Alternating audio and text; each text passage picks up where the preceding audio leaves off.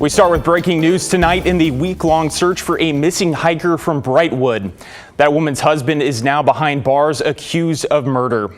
Thanks for joining us on this special edition of KGW News. I'm John Adams. Let's get right to our Catherine Cook live in Welch's with what we know. Catherine. John, investigators say Susan Lane Fournier's body was found yesterday near Highway 26 and East Miller Road in Brightwood, near where she lived. The medical examiner ruled her death a homicide. Detectives say shortly after Lane Fournier's body was found, they arrested her husband, 71-year-old Michael Fournier. He was booked into the Clackamas County Jail on a charge of second-degree murder. Lane Fournier was reported missing November 22nd after not showing up for work. Search and rescue crews responded initially to reports that she might have been hiking with her dogs in the Mount Hood National Forest. According to court documents, Lane Fournier had filed for divorce from Fournier less than a month ago, citing irreconcilable differences. They'd been married for 12 years. We spoke with their next-door neighbors. They said the couple mostly kept to themselves, but lately they say the community had been concerned for Lane Fournier's safety. They were expecting it. You know, a lot of people talked about DV, domestic violence, but yeah, the other thing was that everybody wants to know where the dogs are. And Lane Fournier's two Malinois mixed dogs are still missing. Fournier is lodged in the Clackamas County Jail without bail. Anyone with information on this case is asked to call the Clackamas County Sheriff's Office. John, back to you. All right, our Catherine Cook live tonight. Thank you, Catherine. Well, along the Oregon coast, one person has been arrested on murder charges after he allegedly attacked a person last weekend. Newport police said last Sunday evening they were called to a home near Northwest 15th and Grove. There they spoke with Jeffrey Sutton, who told them the suspect, Mark Rogers, attacked Sutton after telling an intoxicated Rogers to leave his home. While talking with officers, Sutton began to have a hard time breathing. Medics were called, but he was soon pronounced dead at the scene. Rogers is now lodged in the Lincoln County Jail on second-degree murder charges and assault charges. An update now to a deadly crash that happened Wednesday evening in southwest Portland. Police have identified the two people killed, 31-year-old Evan Hadlock and 32-year-old David Hadlock of St. Helens. The two are brothers. Police believe Evan, who was driving David and another person, was drunk when they hit a car at Southwest Barber Boulevard in Southwest Terwilliger. The crash is still under investigation. Portland police have also identified the woman killed in a three-car crash on Thanksgiving evening. It happened around 6 at Northeast Lombard and 13th Avenue in the Woodlawn neighborhood. Police now believe a driver crossed the center line and hit the car 46-year-old Andrea Doring was in head-on. She died at the scene, and the driver and the front seat passenger were both seriously injured. Police believe the driver of the other car was drunk and said he's expected to face charges. Around Portland, you've probably noticed more police officers walking around at shopping centers and community events. Since Black Friday, PPB has been conducting holiday walking patrols. Every day from noon until 8 this holiday season, at least 2 officers will be out walking, hitting major city spots, including the zoo and shopping malls. Police Chief Bob Day said these patrols are difficult to pull off given the Bureau's budget and staffing constraints, but they also aid in giving people positive interactions with police. From an efficiency standpoint, you could look at this and say, hey, at a time where resources are thin, this is maybe not the best use of our time and our money. But I feel very strongly in the relationship piece. These walking patrols will continue throughout the holiday season, ending at 8 p.m. on December the 31st. Well, turning out to weather, hope you don't mind waking up with chilly temperatures and foggy conditions like we saw this morning, because our forecast isn't going to be changing much over the next couple of days. Let's check in with meteorologist Joe Ranieri with what the first couple days of December are going to look like. Hey, Joe. Hey, good evening to you, John. Yeah, the first couple days of December are going to be downright chilly, at least throughout the morning hours. And because of our stagnant air and that ridge of high pressure that's just been parked out in the Pacific, we're under an air stagnation advisory throughout parts of the coast and up and down the I-5 corridor, as well into the southeast side of the state. That's going to be in place until Monday afternoon at 4 o'clock. And as we look at the air quality right now, it's not going to suffer much between now and Monday when that alert is lifted. But we're looking at readings anywhere from the moderate category throughout much of the Salem area, central part of the valley, and into the northern part of the valley, even along the Oregon coast, just south of Astoria there. You're looking at the air quality to be in the moderate category. So once we see a change in our weather pattern, things will start to improve. But for the most part, this big ridge of high pressure is going to be forcing all those clouds well north of us. But we are seeing clouds in the form of patchy areas of fog. That's what we saw earlier this morning,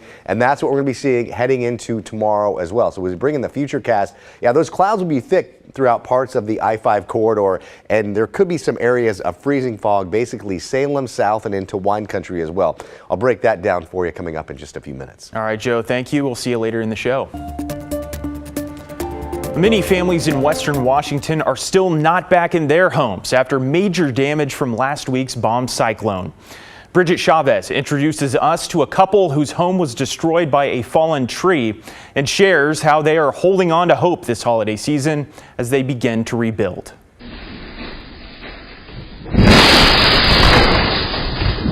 Seeing your living room crumble to pieces it's devastating. Just a couple of hours before this tree came crashing through the Wright family's roof. We're obviously lucky to be here, but could have been, a lot worse. Come on, Ray! Rachel made the choice to get her and their dog Bandit out as a bomb cyclone moved in. This window got shattered. The tree came from this way. Big pieces of drywall fell here. Our whole, fan and everything fell down. Whole bunch of insulation. It was a mess in here. Rachel says their couch was here, so if she would have been home, she would have been directly under where the drywall came down. Rachel and her husband got married here last month. So that was our wedding arch. And It survived. Yeah, it did. I was like, it's kind of funny. I had asked my husband if we should move that because I was like, is that going to come through a window? But no, a tree did. This is the last thing the newlyweds expected to be dealing with. It's, heartbreaking and overwhelming. The timing is unfortunate. I was looking forward to baking in here and bringing, treats to Thanksgiving, and we're not going to be able to put up a Christmas tree this year, and, all of that stuff is tough. It will be months before the Wrights can return home. This is my favorite time of the year, and so it's tough not being able to spend it the way that we like to, decorating this place, having our Christmas tree, being cozy. But we're still grateful. Despite the damage, they're still anchored in hope. Hug your family members. That's, at the end of the day, that's what matters. In Issaquah, Bridget Chavez, King 5 News. We continue to follow negotiations between Greater Albany Public Schools and the local teachers union. In an update today, we learned there is a single outstanding issue. The Greater Albany Educators Association wants the district to commit to a hard cap on class sizes for kindergarten classrooms. The district said it has created processes to address this issue, but with declining enrollment, the commitment represents a risk. The district said it will provide another update tomorrow on where bargaining stands. Meanwhile, here in Portland, the city council is considering filing an unfair labor practice complaint against the city's largest union. The city said the local unit of the American Federation of State, County, and Municipal Employees has violated its bargaining agreement by hosting 2 pickets, which were promoted as practice pickets. The city warned the union before the first one was held, but they went on with it anyway. The city council is scheduled to vote on Wednesday on whether they want to move forward with the complaint.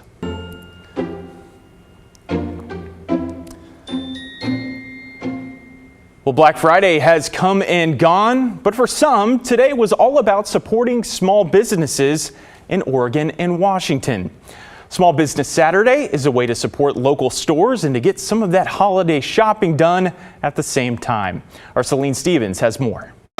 From the Vancouver Mall to a Christmas market in Beaverton to PDX, shoppers were out getting through those holiday wish lists on Small Business Saturday. We have always been supporters of Small Business Saturday. I prefer to, the small businesses versus, they don't necessarily need to pay the big guy when, everyone else wants to make a little cash. At the newly remodeled Portland International Airport, pre-security shops and restaurants were open to travelers and people just there to shop. When we saw that they were going to have the PDX area open to regular shopping, we thought that would be a good way to check it out and kill 2 birds with 1 stone, get to see the new airport and shop. Another perk, the airport covers 2 hours of parking on all holiday Saturdays through December 28th. We started off with coffee. Portland Coffee Roasters did very well by us. Local small business is important to us, but on this day, we try to really get out and support.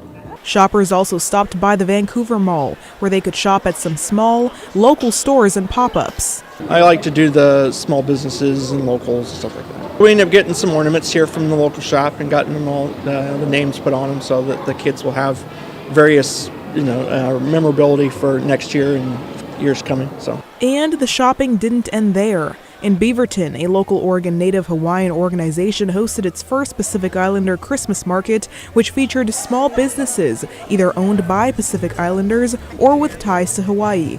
You often see us at programs like Asian Pacific Islander Month or celebrating those, and a lot of times those events tend to overshadow our Pacific Islander communities. While several vendors were selling a range of items to customers, the organization also gave out free food bags to make treats like sweet potato pie and hygiene bags to give away to the community. We're trying to really create accessibility here in Oregon, and also highlight that we're here and that we have opportunities for our communities to come and shop and support small business owners. And judging by the crowds, they did just that. Celine Stevens, KGW News. Well, as many of you probably just saw right here on KGW, the Oregon Ducks just polished off an undefeated regular season by demolishing the Washington Huskies in front of a home crowd. So let's go right to our Orlando Sanchez, who is live inside Autzen Stadium. Orlando, how's the atmosphere there in Autzen right now? Yeah, John, it's a party now. Everyone taking a victory lap, now 12-0 for just the second time in program history. And I know that things were a little uneasy to start the day with so many upsets across college football. The Ducks making sure their name not on that list, and they take care of business in dominant fashion. 49-21, the vibes right now, 12-0. Check out the sign, the hat, the people celebrating inside Autzen Stadium as the Ducks complete the perfect regular season. And now so much more to play for, including a Big Ten championship. Ohio State upset by Michigan. That opened the door for Penn State. So now the Ducks will take on Penn State in the Big Ten championship next week in Indianapolis. I will be there. KGW will have you covered the rest of the way as the Ducks go in pursuit for that national championship. But the top-ranked team in the nation, 12-0, running the table in the regular season, and you know we've got those highlights coming up with Art Edwards a little bit later in sports. But for right now, it is a party at Autzen Stadium. Ladies and gentlemen, give it up.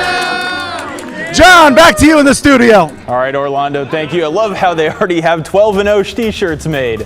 All right, well, coming up on the show, it's a new housing project giving options to a vulnerable group of people. We'll be right back.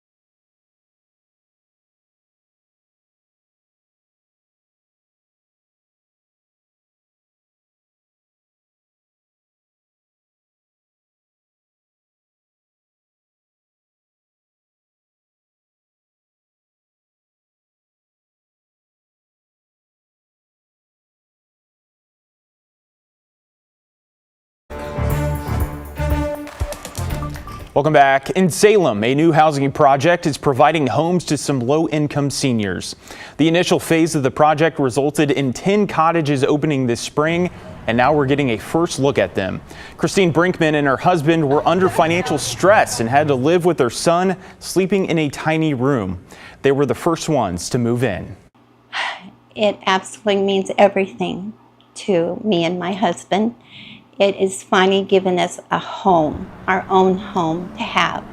There's no way we could go and pay for an apartment, utilities, food, gas.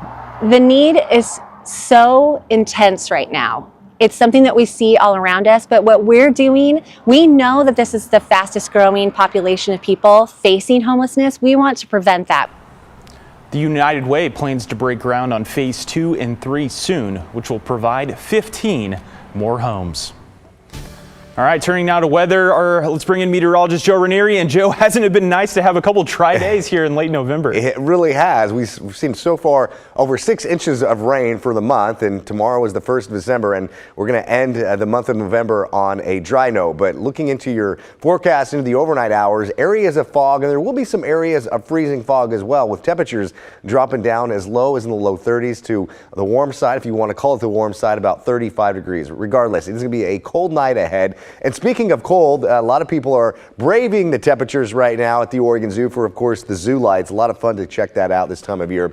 Temperature right now of 35 degrees. And on the radar, we have that ridge of high pressure in place. But, you know, a few locations really didn't see much of the sunshine earlier today because those low clouds never really melted away. A few locations will be like that again tomorrow. But again, if you're Salem South or really in the Salem area, central southern part of the Willamette Valley, I'm expecting to see some areas of freezing temperatures, which means you could be waking up to some areas of freezing fog, which could translate into some slick roads tomorrow. But you see that arcing? That's that ridge of high pressure that is in place. So we'll be seeing another couple of days, I should say about 4 or 5 days of really sunny and I wouldn't call it pleasant, but sunny conditions, let's just say. Temperatures will be a little bit on the cooler side, but up and down the I-5 corridor tomorrow, here we are, a little before 4 o'clock in the morning. We are looking at some dense fog developing basically just south of Portland and into the central and southern part of the Willamette Valley. You can see in Portland area, you're going to be seeing basically clear skies tomorrow. So because of that, those clouds are going to be melting away earlier than they did today. I'm expecting to see temperatures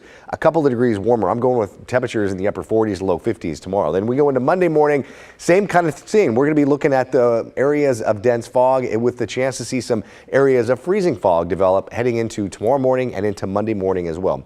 Rain chances this week are practically nil. Looking into tomorrow, this model is showing isolated showers. Yeah, we're not going to be seeing anything like that. Maybe a little bit of some drizzle with those low clouds. But as we go into the later part of the week, shower chances will increase. That's going to come late Thursday and into Friday. But again, because of our stagnant air and not a whole lot of movement with our weather pattern, we are under an air quality alert through a good portion of the valley, up and down the I-5 corridor, I should say, parts of the coast and into the central and eastern side of the state, or I should say the southeastern side. That's where we see the yellow. That's where that air quality alert will be in place until Monday afternoon at 4 o'clock.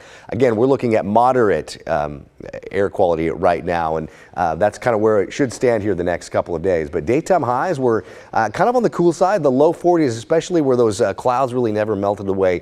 The Portland area saw temperatures close to the upper 40s, and along the Oregon coast, temperatures were right around the 50-degree mark. So tomorrow morning, here we are a little before 10 o'clock. We're looking at temperatures just above freezing. Portland gets out of freezing really by, I'd say, 8:30, 9 o'clock. But Salem, Albany, and Eugene, those are the areas that could be seeing the areas of fog stick around a little bit longer. And again, be prepared for some slick roads because of the chance to see some of that freezing fog develop. Here we are tomorrow afternoon at 1:30. We're looking at sunny skies in Portland and along the Oregon coast with temperatures close to 50 degrees. Then we're going to top out right around that upper 40s, low 50s range heading into tomorrow. But again, with not much cloud cover out there, we are going to be seeing the potential for some dense fog developing at times. So what's the weather impact for tomorrow? Basically, the central and southern part of the Willamette Valley will see the most of that weather impact with those low clouds developing and the chance for some freezing fog. Tomorrow morning, a foggy start with temperatures right around the low to mid 30s. By 10 a.m., 38 degrees. And again, looking into the later part of the afternoon,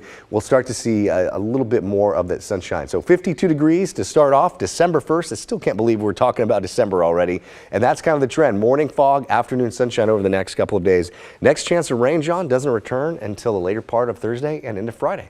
All right, Joe, it's been a nice stretch, that's for sure.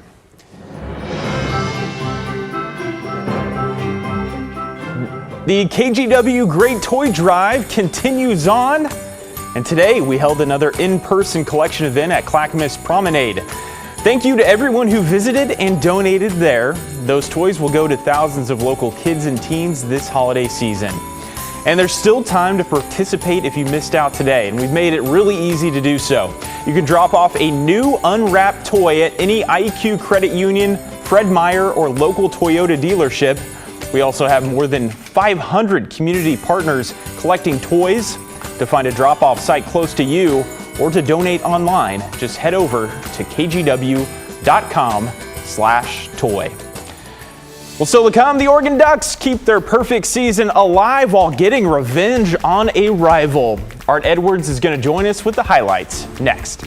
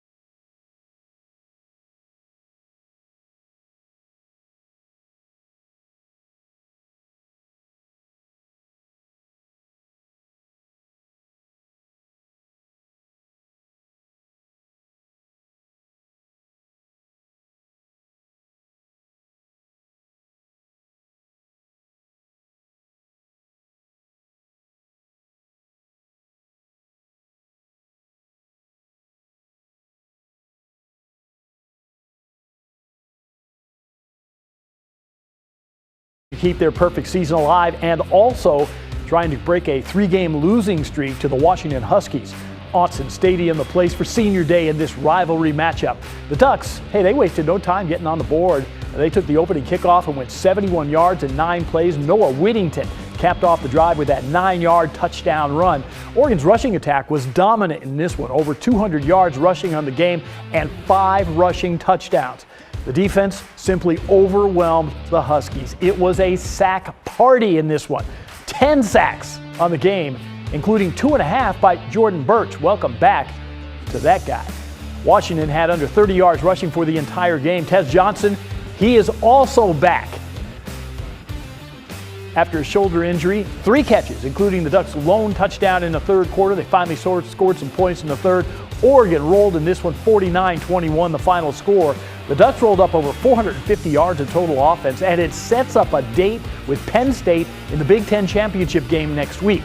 Orlando will have reaction from the Ducks tonight at 11 o'clock. Now, the Michigan-Ohio State game, it was supposed to be a lock for the Buckeyes. A win would send them into the Big Ten championship game and a rematch with Oregon. Someone forgot to tell Michigan that. The Wolverines pull off a 13-10 upset in Columbus. 4th win in a row over the Buckeyes for Michigan. Now that loss by Ohio State opened up the door for Penn State. The Nittany Lions hosting Maryland. This was no contest at all. Penn State rolled over the Terrapins 44-7, the final score. That means that Penn State will face Oregon next week in the Big Ten Championship game in Indianapolis. First Big Ten Championship game for the Nittany Lions since 2016. Some local college football. The Linfield Wildcats took care of Texas Lutheran in the second round of the NCAA Division III playoffs. Blake Eaton threw 5 first half touchdown passes. Linfield had a 48-point first half lead. They go on to win at 65-3 the final. The Wildcats advanced to play Mary Hardin Baylor in the next round. Location and time of that game will be announced tomorrow. The Camas Papermakers looking to make it into the Washington State 4A championship game. They fell behind Gonzaga Prep 20-6 after 3 quarters, and then the Papermakers came alive. Jake Davidson to Chase McGee, perfect pass, 49 yards for the score. That put Camas on top 21-20 in the fourth quarter. And then the Papermakers say they were not through. That combination again to give Camas an 8-point lead, 69 yards to the house. Papermakers win it 28-20. The Camas defense closed the door on Gonzaga Prep. Camas advantage to next week's state finals. They will play Sumner for the Washington State 4A title. And finally, Class 1A, Vancouver Seton Catholic High School, they advanced to the championship game. Cougars beat Montesano 35-14 this afternoon. They'll play top seed Royal in next Friday's championship game. Oh, yeah, we got some college basketball as well. I didn't know we were going to get there. It is doubleheader at Viking Pavilion. Early game, the Portland State women beat UC Davis 66-61. Vikings men took down Utah Tech 71-68. And the University of Portland Pilots women's team, they're off to a 7-0 start. First time they've done that in program history. Pilots beat Central Michigan 68-58.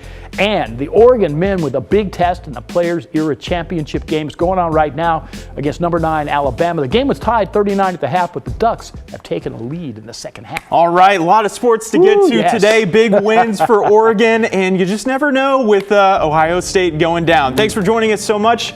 We'll see you here at 11 o'clock.